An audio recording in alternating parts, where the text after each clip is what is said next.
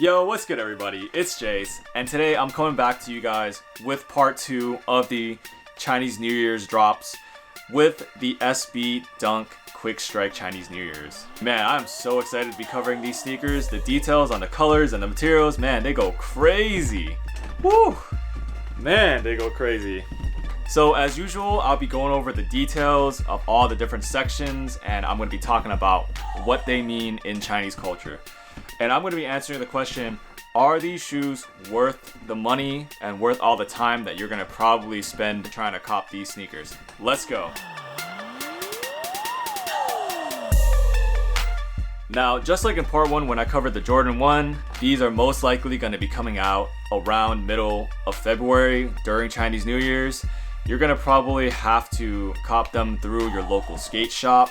So, make sure that you are supporting your local businesses, people. This sneaker is totally nuts in the details. It's definitely gonna be in a what the dunk style. Many different colors, many different materials. The main colorway is gonna be metallic copper, light silver, pueblo brown, and metallic silver. Now in terms of materials, you're gonna see everything from metallic finished leather to cobblestone stamped leather to ostrich skin to nylon and the usual polyurethane rubber. So starting off with the left side, you are going to see a nice red, yellow, and orange gradient. And moving on from that, you're going to see a nice light tan in the toe box. And moving above that, you're going to see some white laces on top of a white tongue that has a nice gold embroidered Nike SB logo. Now moving to the side of that, you are going to see a nice light taupe colored quarter panel with a nice pueblo brown swoosh on top of that. Moving back up to the sock liner, you are going to see a nice hypervolt. Now moving beyond the sock liner, you are gonna see a nice ankle collar accent piece in gold with that same kind of muted silver light tan color from the toe box. And below that, on the ankle collar, you are gonna see some white there as well. And this white is also gonna move all the way down to the uppers of the outsole. And then on the bottom of the outsoles, you are gonna see a nice light silver once again. And stitched to that outsole is going to be a pale ivory stitching. So if you look at it in some of the pictures, you're gonna see that it have a bit of a metallic sheen to it. Man, that's a lot of details, guys.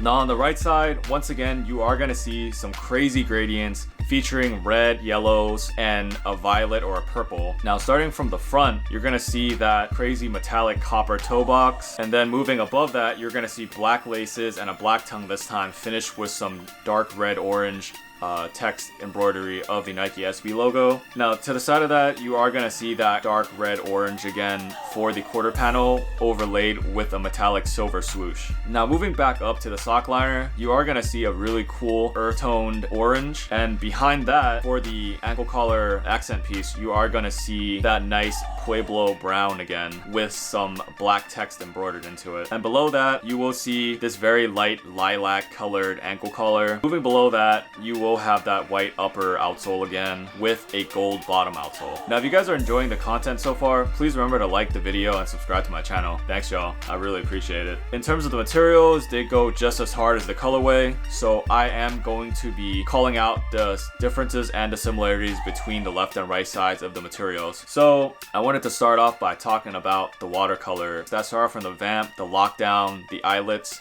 and the heel counter. It is gonna be a woven hemp material on the left side. And moving to the right side, it is gonna be more of your standard lightly finished leather for the red, yellow, and purple areas. Now in terms of the toe boxes, the left side is gonna use a very rough suede, and the right side is gonna use a nice smooth lightly finished metallic copper material. Now moving above the crazy toe box, you are gonna see your standard con laces with the con woven nylon tongue and the nylon tongue tag. Now moving on to the quarter panel, on the left side, it does use a leather that is stamped with a cobblestone texture, and in contrast, it has a completely suede swoosh that kind of gives it a nice stark difference. And moving on to the right side, the quarter panel is going to be a nice ostrich leather, and it's going to have a nice smooth leather swoosh instead. So again, really playing with the different textures. Now moving on to the ankle collar accents on the top of the back section, the left side is going to feature that hemp woven material again that is featured all over the uppers on the left side, and on the right side it is going to be a very nice pebbled leather. Next up, after the materials, I definitely want to talk about the Zoom Air Insole. insoles and how crazy they are with the details on these as well. So you are going to have your standard Zoom Air unit on the bottom, but on the top you're going to see again some crazy watercolor artwork. On the left side you're going to see crazy water painting of clouds and the sky, and on the right side you are going to see earth-toned topographic maps of a landmass. And this is a super crazy design because if you know about theology, which is basically like study of God and things of that nature in Chinese culture, one of the big themes is definitely going to be heaven and earth. And you can, look more into that if you like, but I will definitely leave a link below if you'd like to learn more about that. Now, what really brings the materials and the colors together is definitely going to be the crazy design. And I want to talk about a couple of themes that this sneaker has today that really stood out to me. Some of the other crazy themes about this sneaker definitely include the yin and yang with the tongue and the laces here. So you'll see that on the left side it's white, on the right side it's black. And then again with precious metals in Chinese culture, they're super important. So the reason why you'll see a metallic bronze toe box and that lightly silvered or tanned toe box is because precious metals are super important, and copper is generally good luck and is the oldest recorded used metal in Chinese culture in history. So this metal has been used for over 3,000 years. Pretty insane, honestly.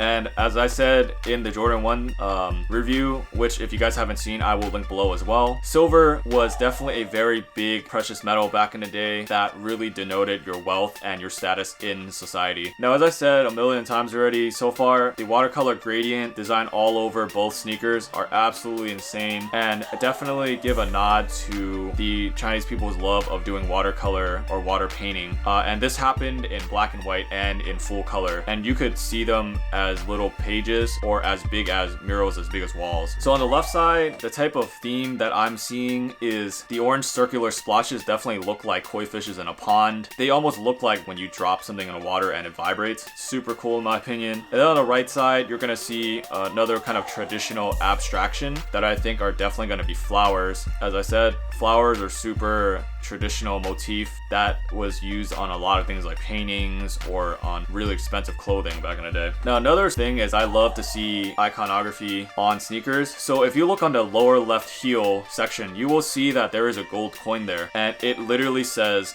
in Chinese character "Sapman," and that literally translates to $10. Gold coins back in the day were super rare, and if you had them, you were most likely royalty or a noble, or you had a lot of money. Cool little details. The final thing that I want to point out about this sneaker in terms of its themes is the whole family and society aspect of it. So on the back, I haven't really talked about the text yet, but on both sides, it basically has the word "sik," and that basically means eat. Now, eat has a lot of really interesting meanings in Chinese. Usually your mom and dad will ask you if you ate yet, and that really kind of shows them how much they care about how you're doing. It's more than just did you actually eat yet. Another tradition, you host banquets, for example. It's kind of a way to flex. It's a way for you to spend time with your family. The whole act of eating is more than just for sustenance in Chinese culture. Now, moving on from those details, I do want to talk about the packaging. So I would definitely love to see a crazy box done here, like what they're doing with the Jordan 1. They could definitely put this in like a red envelope box or something even crazier. For me in 2021, these are definitely going to be a must cop. I have to get these somehow.